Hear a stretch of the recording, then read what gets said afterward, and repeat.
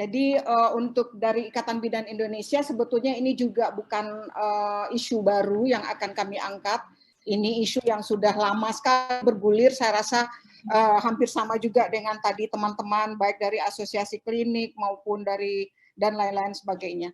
Nah, itu kendala dari tempat pelayanan mandiri bidan dalam pemeriksaan ini kebetulan kami melakukan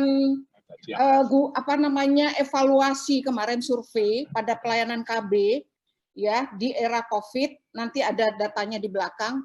Itu yang kami temukan adalah ya memang permasalahan utama kendalanya itu adalah tarif pelayanan pada era JKN tidak memenuhi kebutuhan operasional cost. Ya, komponen biaya operasional itu tentu kita harus menghitung mulai dari sarana prasarana, habis pakai, jasa pelayanan, minimal pertolongan persalinan itu oleh 2 orang bidan, kemudian biaya akomodasi, biaya perawatan 2 hari, nginep di tempat bidan, termasuk konsumsinya, listrik, air, pengolahan limbah, karena pengolahan limbah itu syarat untuk tempat praktek mandiri bidan, biasanya bekerja sama dengan pihak ketiga, apakah dengan rumah sakit atau dengan pihak lainnya, itu butuh biaya.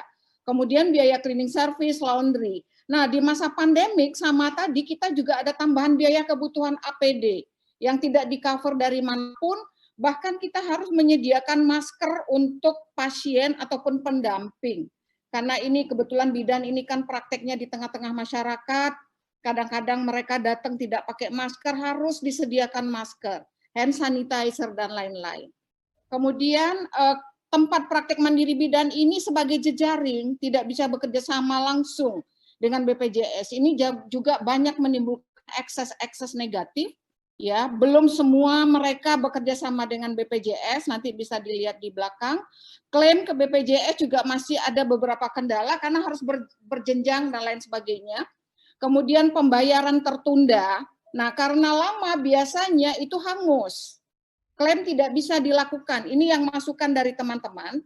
Kemudian pada saat klaim itu diproses, sementara dicek di BPJS, mereka tidak lagi membayar iuran pada bulan kita mengklaim, itu tidak dibayar karena dianggap mereka sudah tidak aktif. Pada saat datang ke bidan 2-3 bulan yang lalu mereka masih aktif. Tapi begitu klaim akan diproses, mereka tidak bayar lagi. Jangan-jangan mereka memang membayar pada saat mereka akan bersalin. Setelah selesai bersalin, mereka tidak membayar lagi iuran BPJS dan itu tidak akan bisa diproses. Ini masukan dari teman-teman. Nah, ini yang kami lakukan survei, barangkali bisa memberikan gambaran paling tidak ya secara garis besar lah. Jumlah tempat praktek mandiri bidan itu ada 36.000 sekian atau hampir 37.000. Yang mengumpulkan formnya itu ada 9.296, jadi ini cukup 25% dari total populasi mengumpulkan. Nah, dari yang dikumpulkan ini, yang dengan karena memang kami ada menghubungkan dengan masa pandemik, tapi kan itu berlaku sampai sekarang, saya rasa bisa menjadi consideration juga, bahan pertimbangan juga kita untuk ke depan, bagaimana nanti memberikan dukungan kepada semua fasilitas pelayanan kesehatan agar dapat berkontribusi dalam JKN ini. Nah, di saat pandemi COVID dari 9.296 itu 95% mereka masih tetap buka, tapi 10% masih sudah tutup dengan berbagai kesulitan tadi, tidak mampu menyediakan APD dan lain sebagainya, dan ada yang memang ketakutan juga dan lain sebagainya. Kemudian karena kan kita sudah selalu setiap hari memberikan informasi dari semua program, baik dari Kemkes maupun dari BKKBN atau dari PPIB sendiri, bahwa kalau mau melayani pasien, itu yang namanya APD wajib hukumnya. Saat ini tidak boleh main-main lagi dengan perlindungan diri yang akan melindungi orang lain juga. Nah, dari data yang masuk ini, kami mendapatkan informasi juga yang berjejaring dengan eKTP itu ada 46% dalam BPJS, dan ada yang bisa MOU langsung 6%. Yang tidak keduanya itu 48%. Jadi kalau kita lihat di sini 52% yang sudah melayani pasien BPJS. Nah, ini tarif yang ada sekarang. Kalau kita lihat antenatal care 4 kali 200.000, 1 kali datang 50.000. dan mereka pasti datang lebih dari 4 kali. Dan itu tidak bisa diklaim. Dan bidan juga tidak boleh menarik. Ya, itu sudah ada aturannya. Kemudian juga persalinan normal 700.000. Jasa 2 orang bidan, mereka nginap 2 hari dengan makan 3 kali sehari, snack 2 kali, seperti di ruang perawatan. Itu 1 hari udah 150.000 untuk biaya makan penginapan mereka. Sementara harus 2 hari. Dan tadi saya baru juga diskusi bahwa diharapkan sebetulnya untuk kematian ibu itu sekarang bergeser pada pasca persalinan karena cepat dipulangkan. Ya, nah minimal kalau tadi dilihat, saya tadi kebetulan pagi ikut, kalau di Sri Lanka 3 hari baru boleh pulang. Nah ini kita 2 hari di sini kami menghitungnya. Kemudian juga penanganan perdarahan ini 750 itu kalau ada emergensi itu tidak mudah untuk ngeklaimnya. Ya, kadang-kadang ngeklaim dari bidan yang sudah memberikan pertolongan pertama, stabilisasi, itu tidak bisa, tapi nanti diberikan di tempat fasilitas rujukan.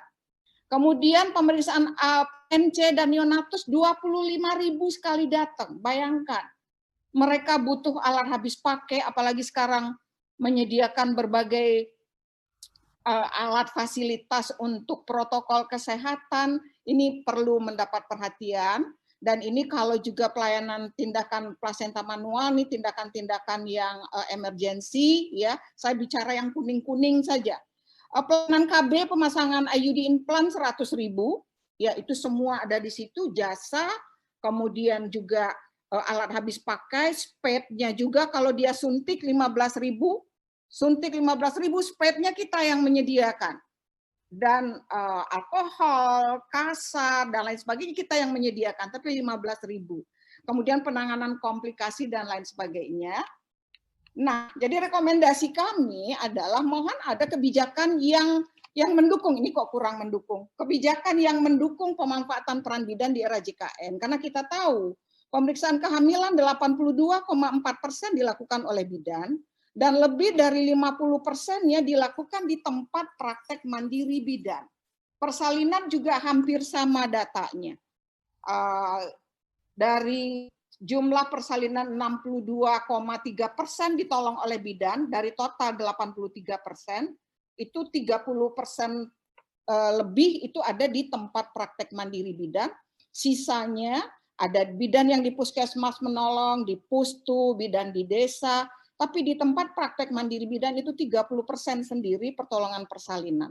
Kemudian juga bagaimana praktek mandiri bidan ini bisa bekerja sama langsung dengan JKN. Karena kita punya best practice dulu zamannya Jamkesmas. Semua bidan yang memenuhi syarat dapat bekerja sama langsung dengan Jamkesmas.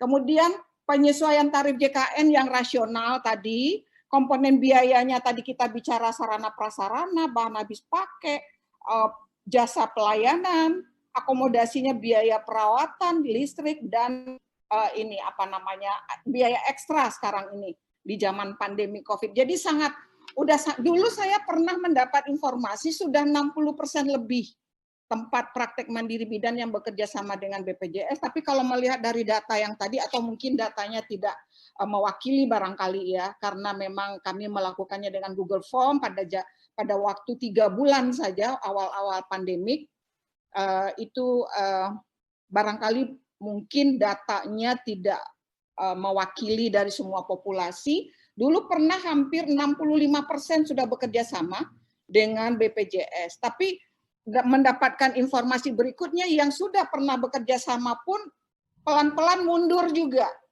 ya dengan berbagai kendala-kendala tadi. Jadi saya rasa perlu, dan kemarin kalau tidak salah sudah dibahas dengan P2JK dan lain sebagainya. Kami sudah mengajukan usulan perubahan tarif itu sudah 2-3 tahun yang lalu dan sudah beberapa kali dibahas, tapi belum ada realisasinya. Saya rasa sama aja dengan vaskes lain.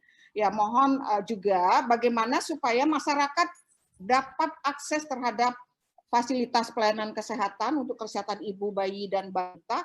Yang terdekat itu adalah di mana mereka tinggal, di situ ada tempat praktek mandiri bidan. Tempat praktek mandiri bidan itu ada tinggal 2 menit, Bu. Mohon maaf. Tempat praktek mandiri bidan itu ada izinnya dan ada syaratnya, termasuk divisitasi. Syaratnya termasuk pengolahan limbah segala. Dan ini sangat harus sesuai dengan standar. Jadi alangkah baik kita memanfaatkan semua potensi yang ada, apalagi pada kondisi pandemik ini, agar masyarakat bisa terlayani. Dan kita bicara kematian ibu, kematian bayi juga, saya rasa ini masih menjadi masalah utama kita. Mungkin itu yang dapat saya sampaikan, mohon maaf agak terburu-buru dan juga ya mudah-mudahan dapat memberikan informasi atau berkontribusi terhadap pertemuan ini. Terima kasih.